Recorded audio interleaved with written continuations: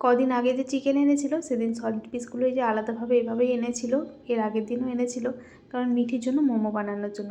তো আজকে অনেকটাই ছিল মাংস। তো ওকে জিজ্ঞাসা করলাম যে মোমো খাবি নাকি চিলি চিকেন খাবি, কারণ ও চিলি চিকেনটা খেতে খুব ভালোবাসে। তো বলল হ্যাঁ চিলি চিকেন খাবো।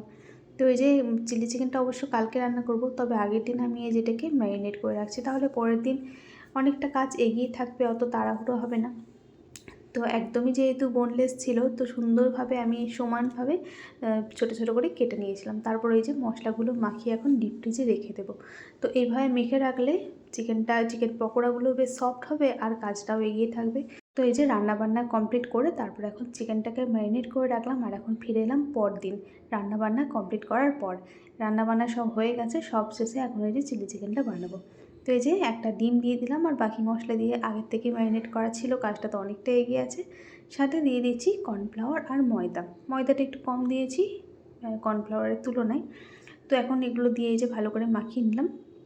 ব্যাস, এখন এগুলোকে শুধু ভেজে নেওয়ার পালা। আর বন্ধুরা, আপনাদের কাছে কোনটা বেশি ভালো লাগে, চিলি চিকেন নাকি চিকেন পকোড়া খেতে? আমার তো মনে হয় চিকেন পকোড়াটা খেতে যেন বেশি ভালো লাগে। তো এই যে এখন এগুলোকে এখন আস্তে ধীরে ভেজে নিচ্ছি, আর আমি কম তেলে দিয়েছি। একদম অনেক তেল দিয়ে ভাজলে কি পোড়া তেল থেকে যায়, পোড়া তেলটা আবার ব্যবহার করা মুশকিল হয়ে যায়। আগের দিন যখন পিঠে বানিয়েছিলাম, গুড় পিঠে, একটা দিদিভাই দেখলাম লিখেছিলেন আরও তেল দাও। তো আরও তেল দিয়ে কি করব, যত বেশি তেল দেবো তত বেশি পোড়া তেল থাকবে, পুরো তেলটা তো আর লাগবে না। আর পোড়া তেল ব্যবহার করতে অতটা ভালো লাগে না, সেই হিসেবে অল্প অল্প তেলে সময় নিয়ে ভেজে নিই। তো এই যে দেখুন, আজকে না চিলি চিকেন বানানোর জন্য একটু টমেটোর আলাদাভাবে চাটনি বানিয়ে নিয়েছিলাম। মানে মোমোর চাটনি বানানোর জন্য টমেটো আর রসুন সেদ্ধ করে যেভাবে চাটনি বানাই, সেইভাবে টমেটো আর রসুন সেদ্ধ করে সেটা মিক্সিতে পেস্ট করে ওই যে তেলের উপরে রসুন কুচিটা দিয়ে টমেটোর পেস্টটা দিয়ে একটু ভালো করে কষিয়ে নিয়েছিলাম। তারপর এই যে পেঁয়াজ ক্যাপসিকাম দিয়ে এখন এটাকে একটুখানি রান্না করে নেব, শুকনো শুকনো হওয়া অবধি। কড়াইয়ে লেগে আসলে দিয়ে দেবো পরিমাণ বুঝে জল। এইভাবে কিন্তু টমেটো সেদ্ধ করে দিই না, তবে আজকে ভাবলাম এইভাবে দিয়ে এতে করে দেখলাম খেতে বেশ ভালো লাগছিলো। আর এইভাবে টমেটোটা দিলে পরে না টমেটো সসের পরিমাণটাও অনেকটাই কম লাগে।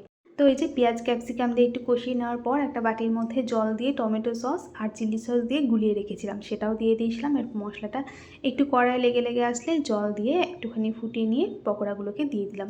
আর ওদিকে এই যে একটুখানি কর্নফ্লাওয়ার জলে গুলিয়ে রেখেছি, তো নামানোর আগে কর্নফ্লাওয়ারটা দিয়ে একবার ফুটিয়ে নেব। আর একটুখানি মশলা দেব বিরিয়ানি বানানোর জন্য, যেমন গোলমরিচ, জয়িত্রী, জায়ফল, লবঙ্গ, এলাচ, দারচিনি সমস্তটা দিয়ে যে ভেজে যে মশলাটা যে বানিয়ে রাখি, সেই মশলাটাই 1 চিমটি মতো দিয়ে দিলাম। এতে করে কিন্তু ফ্লেভারটা বেশ ভালো হয়, খেতে বেশ ভালোই লাগে। অনেকে হয়তো দেন না, তবে আমি এভাবে করে একটু দিলাম, এতে করে খেতে বেশ ভালোই লাগে। তো এই যে চিলি চিকেন আমাদের একদম রেডি হয়ে গেছে, আর খেতেও কিন্তু বেশ ভালো হয়েছিল বন্ধুরা।